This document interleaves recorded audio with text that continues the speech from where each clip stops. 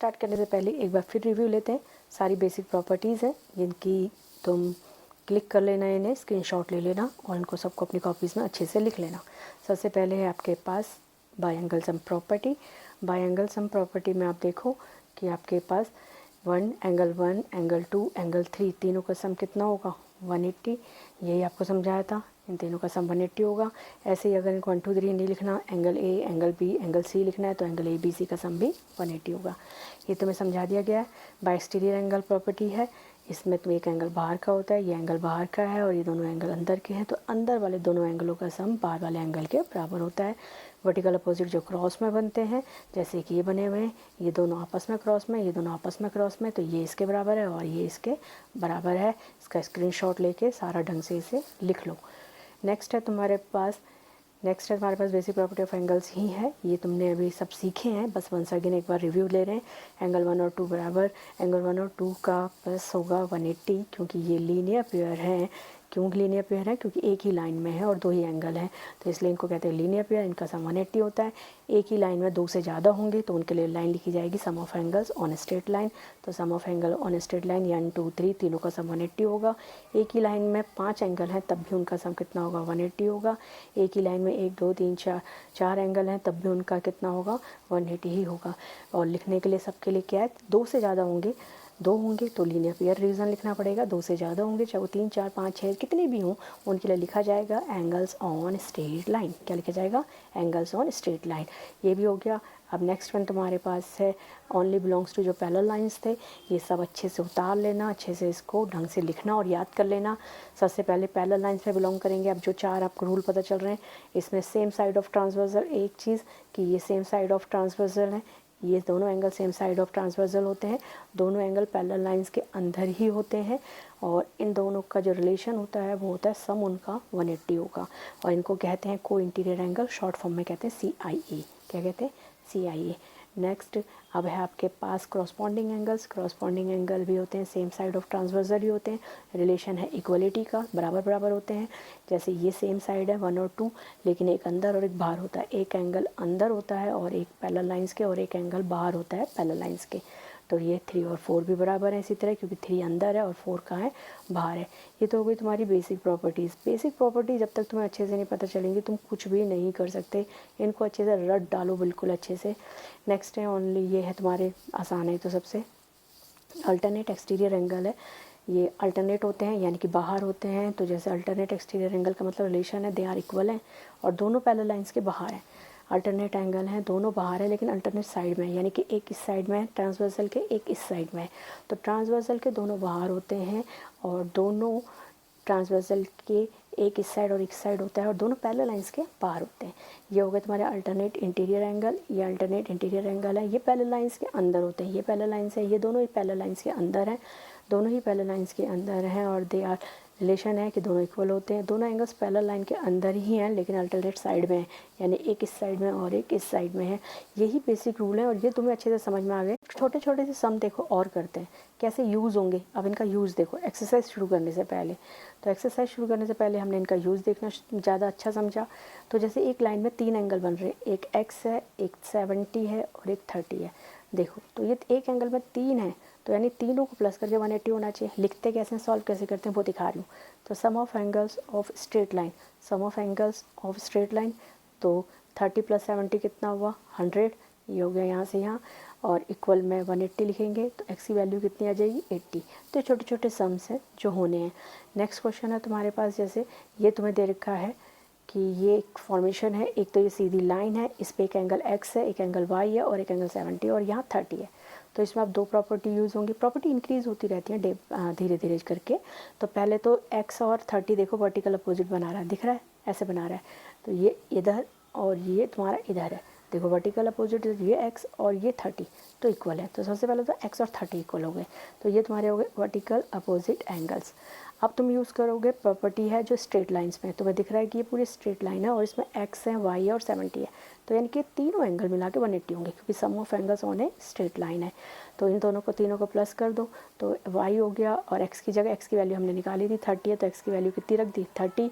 तो y equal हो गया 180 - 100, यानी कि y की वैल्यू आ गई 80। तो ऐसे x और y फाइंड करने को आएंगे, छोटे छोटे क्वेश्चन हैं ये।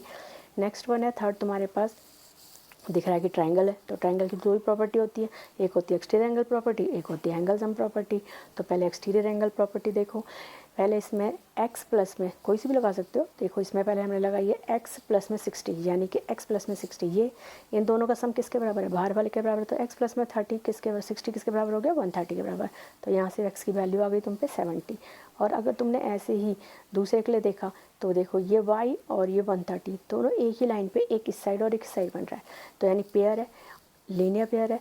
तो y प्लस 130 इक्वल 180, तो लीनियर पेयर की वजह से ये कितना हो गया तुम्हारे पास 50 हो गया। तो छोटे छोटे क्वेश्चन हैं जो इस तरह से सॉल्व हो जाएंगे। बस एक बार ये दो क्वेश्चन और कर लें, फिर हम एक्सरसाइज ही स्टार्ट करने वाले हैं।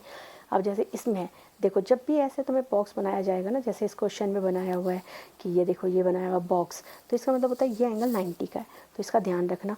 तो इसमें दिखाया हुआ है कि 2x 3x और ये बॉक्स, तो यानी कि 2x है प्लस में 3x है प्लस में 90 इक्वल 180 है।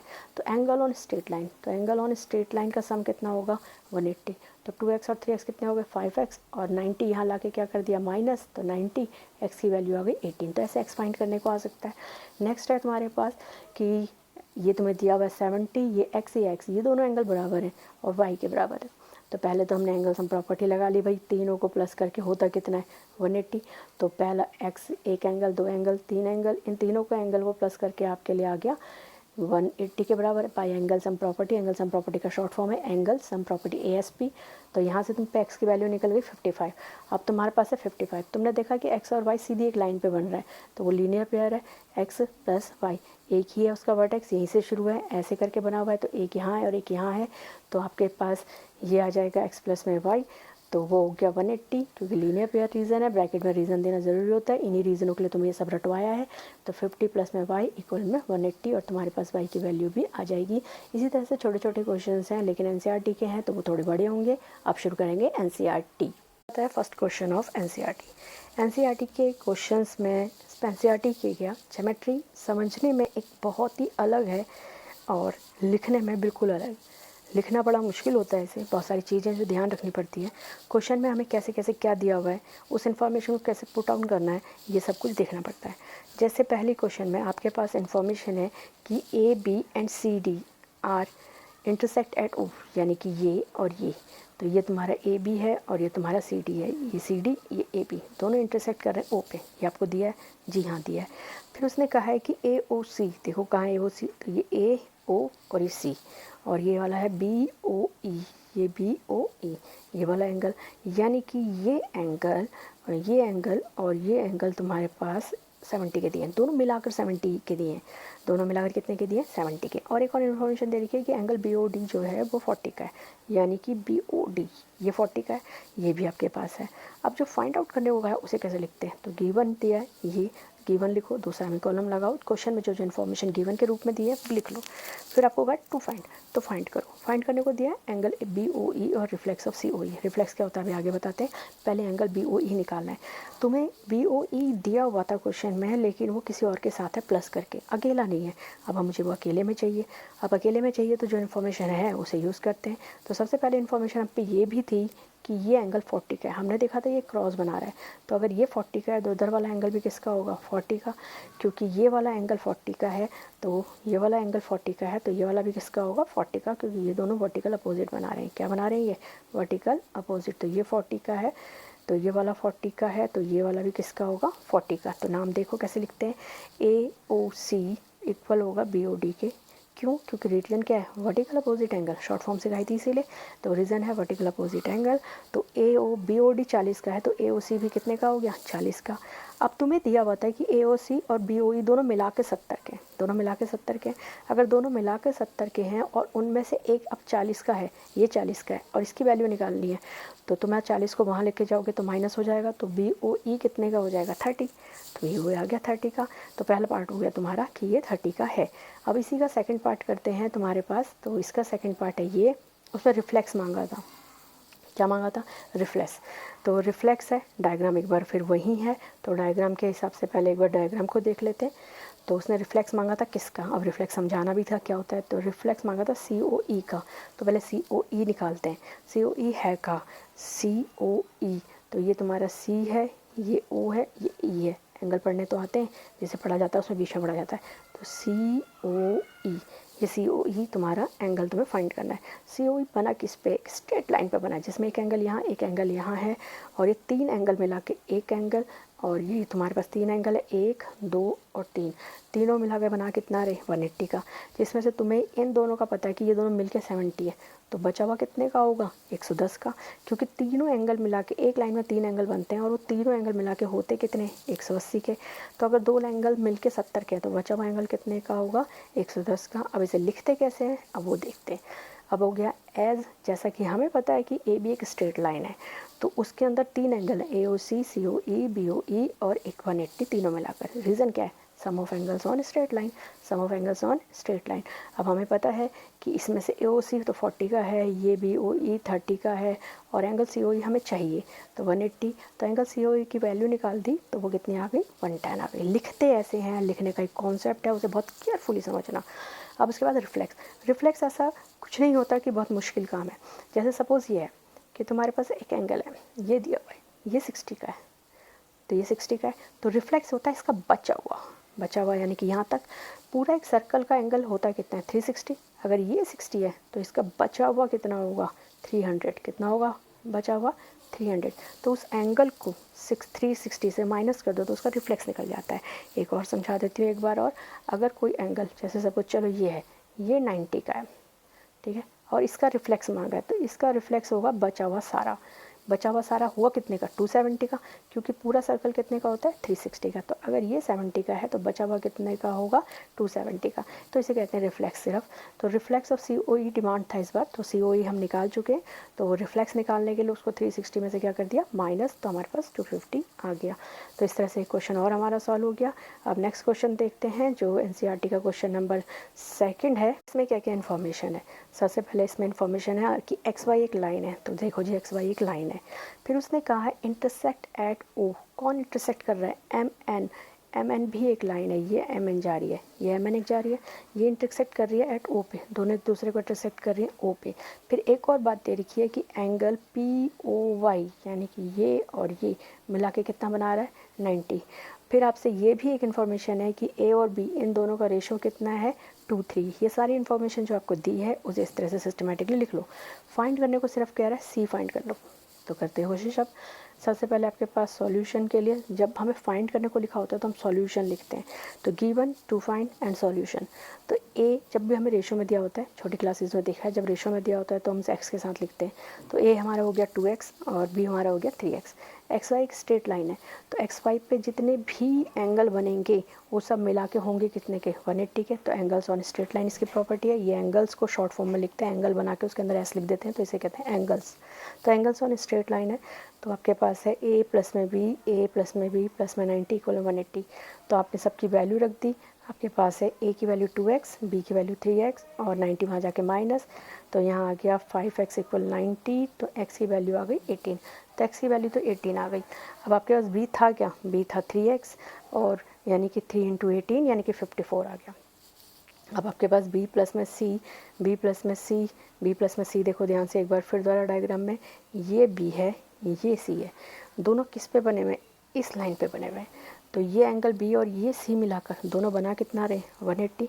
ध्यान से देख लिया सबने, एक बार फिर देखो, ये दिया हुआ ये वाली लाइन MN, ये M है, ये N है, और यहाँ पर इतना हिस्सा B है और इतना हिस्सा क्या है? C। तो ये C है और ये B है, B और C तो बन तो एक स्ट्रेट लाइन में ही रहे। तो स्ट्रेट लाइन में बन रहे हैं तो और दो ही एंगल बन रहे हैं, तो क्या कहेंगे इसे? Linear pair. तो हमने उसका यूटिलाइज़ कर लिया, तो कि हमने लिखा कि B प्लस में C है कितना? 180। B की वैल्यू कितनी आ गई? 54। C की वैल्यू हमें फाइंड करनी है, तो 54 को वहाँ ले जाके माइनस कर दो, तो 126 हो गया फाइनली। अब करेंगे, करते हैं थर्ड क्वेश्चन। थर्ड क्वेश्चन में तुम्हें जो दिया हुआ है उससे पहले एक छोटी सी बात समझ लो, जैसे कि अगर एक ट्रायंगल है और उसके ये अंदर वाले एंगल इक्वल हैं, सपोज़ ये 30 है और ये भी 30 है, तो ये एंगल कितने का होगा? 150 का। कैसे निकला? 180 में से माइनस करके, क्योंकि एक ही लाइन पे जब दो एंगल होते हैं, एक इधर और एक इधर, तो वो लीनियर पेयर होते हैं। तो ये 30 का है तो ये डेफिनेटली 150 का होगा। यहाँ पर भी अगर ये 30 का है तो इधर वाला कितने का होगा? 150 का। तो इस क्वेश्चन में तुम्हें दिया ही ये है कि अंदर वाले दोनों इक्वल हैं अगर, तो बाहर वाले दोनों इक्वल हों, ये प्रूफ करो। तो तुमने क्या किया, सिर्फ 180 से माइनस। तो यही इस क्वेश्चन में करना है। बस जो मैंने एग्जांपल लेके बताया है उसमें डिजिट है, लेकिन जो असलियत में क्वेश्चन है वो डिजिट नहीं है, एंगल्स के नाम है। उम्मीद करती हूँ सबको एंगल्स के नाम पढ़ने तो आते ही होंगे। जैसे अगर ये वाला एंगल पढ़ना है तो आप कहोगे PQR। जिस एंगल को पढ़ना होता है उसे बीच में बोलते हैं, तो एंगल PQR इसको बोलोगे। और अगर ये बोल पढ़ना है बाहर वाला, जैसे ये बाहर वाला पढ़ना है ये वाला, तो बोलोगे PQS। क्या बोलोगे इसे, PQS। तो जिसे भी पढ़ना होता है उसे बाहर की साइड, जैसे ये वाला है तो ये PRT है। तो इस तरह से एंगल पढ़ते हैं। तो अब निकालते हैं क्वेश्चन में क्या दिया हुआ है। क्वेश्चन में दिया हुआ है ये अंदर वाले एंगल इक्वल है, यानी PQR इक्वल है PRQ के, PQR इक्वल है PRQ के। और प्रूफ क्या करना है कि ये बाहर वाले एंगल बराबर हैं। तो जैसा अभी हमने एग्जांपल में किया था बिल्कुल वैसे ही करेंगे कि ये दोनों एंगल बराबर हैं, ये हमें बात गिवन में दी हुई है, और दोनों में को 180 में से क्या कर देंगे, माइनस। यहाँ रीज़न के बिना कोई चीज़ नहीं होती ज्योमेट्री में। यहाँ रीज़न लिखा है, यहाँ माइनस करा है, तो यहाँ रीज़न लिखा है कि सब्ट्रैक्ट कर दिया बोथ साइड फ्रॉम 180 से माइनस कर दिया।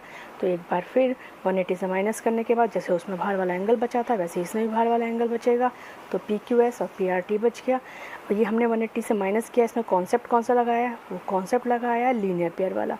तो उसका रीज़न लिख लिया कि हाँ भाई लीनियर पेयर की वजह से ये हुआ है, तो इसका रीज़न है लीनियर पेयर। अब इसमें ख़ास बात थी कि और क्वेश्चनों में हमने लिखा हुआ था टू फाइंड और नीचे लिखा हुआ था सॉल्यूशन, लेकिन इस बार जब क्वेश्चन पढ़ोगे तो देखो उसमें लिखा है टू प्रूफ क्या करना है और गिवन क्या है। जब वो खुद कहेंगे क्वेश्चन में कहेंगे फाइंड करना है तो हम लिखेंगे टू फाइंड और सॉल्यूशन, जब वो कहेंगे प्रूफ करना है तो हम लिखेंगे टू प्रूफ और प्रूफ। और इस तरह से गिवन लिख के सेमीकोलम लगा के क्या इन्फॉर्मेशन गिवन है, टू प्रूफ क्या प्रूफ करना है, फिर प्रूफ यानी कि जो तुम सॉल्व करते हो वो पूरा सॉल्यूशन को कहते हैं प्रूफ। ये पहला था जो प्रूफ के लिए शुरू हुआ था। अब करते हैं नेक्स्ट क्वेश्चन, ये है फोर्थ क्वेश्चन। फोर्थ क्वेश्चन में आपको दिया हुआ है कि ये एक पूरी लाइन है AOB, ये वाली लाइन AOB है और उस पर एक रे ऐसे जा रही है इस तरह से और एक रे इस तरह से जा रही है। तो ये आपकी रेज़ हैं और दिया हुआ है कि ये एंगल्स हैं तुम्हारे लिए, ये एंगल है X, ये है Y, ये है W और ये है Z। और एक ख़ास इन्फॉर्मेशन दे रखी है कि इन दोनों को प्लस करके इन दोनों के बराबर होता है, X + Y इक्वल है W + Z के, ये दिया हुआ है। प्रूफ करना है कि AOB इज़ ए लाइन। जब AOB से लाइन प्रूफ करना है, इसका मतलब जब आपसे कहते हैं कि एक लाइन है और उस पे एंगल का सम कितना होगा, हम कहते हैं भाई 180 होगा, ठीक है।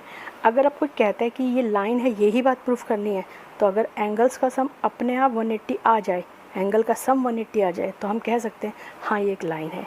तो यानी उल्टा चल रहा है, अगर लाइन है तो एंगल का सम 180 होना चाहिए, और प्रूफ करना है कि वो लाइन है तो हमें एंगल का सम 180 दिखाना पड़ेगा। तो अब स्टार्ट करते हैं, हम क्या क्या ले रहे हैं।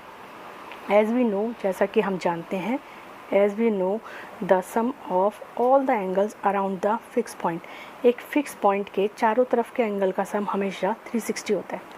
तो यहाँ पर भी एक फिक्स पॉइंट है बीच में बिल्कुल, और इसके चारों तरफ 4 एंगल बने हुए हैं, तो इन चारों एंगलों का सम हमेशा कितना होगा, 360। तो इन चारों एंगलों का सम 360 है। W + Z X + Y के बराबर ही है, तो हमने यहाँ W + Z की जगह क्या लिख दिया, X + में Y। यहाँ रीज़न ज़रूर लिखो, क्योंकि X + Y W + Z के बराबर है, तो हमने यहाँ इसकी जगह रिप्लेस कर दिया।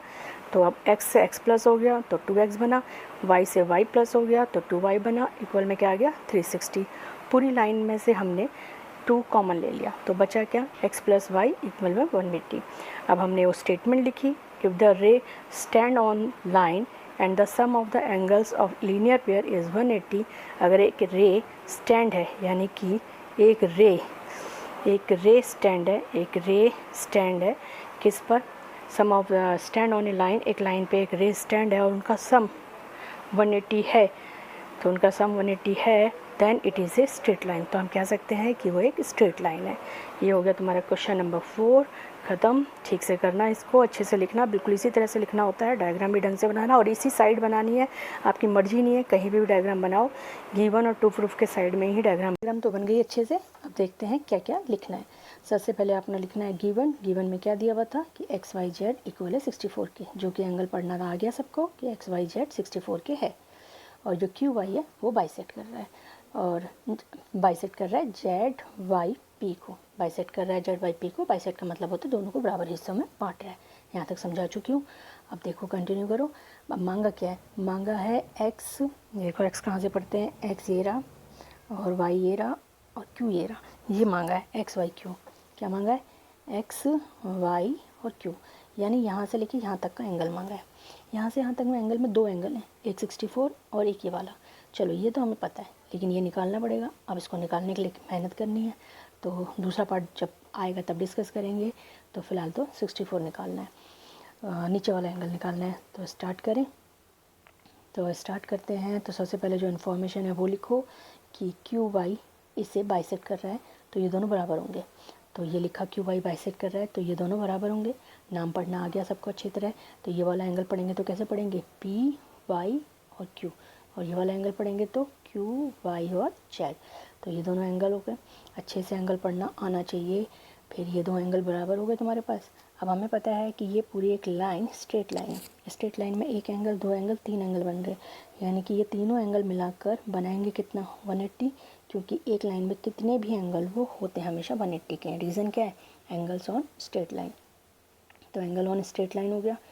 अब आपके पास इसकी वैल्यू कितनी है, 64। इसकी वैल्यू नहीं है तो ऐसे लिख दिया। हमें पता है ये पी वाई क्यू किसके बराबर था, इसके बराबर। तो इसकी वैल्यू पी वाई क्यू की जगह भी क्या लिख दिया, क्यू वाई जेड, क्योंकि हमें ये चाहिए। ऐसा क्यों कर रहे हैं हम, क्योंकि हमें ये चाहिए था। तो क्यू वाई जेड हो गया, दो क्यू वाई जेड है तो ये हो गया 2 क्यू वाई जेड, और ये 64 वहाँ जाके माइनस हो गया। तो 64 वहाँ जाके माइनस हो गया, तो माइनस होके आ गया 118, माइनस होके 118 आ गया। ये 2 यहाँ से नीचे चला जाएगा तो कट किया, सॉरी 118 नहीं 116 आ गया, और कट के आ जाएगा तुम्हारा 58। कितना आ गया, 58। तो ये आ गया तुम्हारे पास 58। अब जो हमें चाहिए था, क्या चाहिए था हमें चाहिए था एक्स, क्या मांगा था उसने, एक्स वाई क्यू, यानी कि एक्स वाई क्यू, ये एंगल और ये एंगल। तो एक्स वाई क्यू के लिए हमें एक्स वाई जेड और क्यू वाई जेड को क्या करना है, प्लस। तो 64 और 58 को प्लस किया तो कितना आ गया, 128। तो पहला पार्ट तुम्हारे पास कंप्लीट हो गया। सेकंड पार्ट के लिए देखो क्या कर सकते हैं हम। सेकंड पार्ट है क्या, पहले वो पढ़ लेते हैं। जब पहले भी एक क्वेश्चन आया था रिफ्लेक्स का, तो मैंने कहा था रिफ्लेक्स को बाद में सोचना, क्योंकि वो तो सिर्फ 360 से माइनस करने से इजीली आ जाता है। तो जो पहले निकालना है उसके बारे में सोचो। क्यू वाई पी निकालना है। कहाँ है क्यू वाई पी, ये है क्यू वाई पी। ये तो हमने निकाल रखा है भाई, कब निकाला था, क्योंकि देखो ये और ये बराबर है, हमने ये निकाला था 58 था, तो ये भी कितने का होगा, 58 होगा। समझ में आया। एक बार फिर देखो, उसने कहा रिफ्लेक्स क्यू वाई पी, तो रिफ्लेक्स बाद में, पहले क्यू वाई पी निकालना है। क्यू वाई पी है कौन, ये है, ये और ये क्या है, बराबर। इसको हम अभी निकाल चुके हैं 58, तो ये भी कितने का होगा 58, और इसका रिफ्लेक्स निकालना है तो 360 को में से क्या माइनस कर देंगे, 58, तो आंसर कितना आ गया 302। लेकिन फिर भी करा हुआ है, तो एक बार देख लो।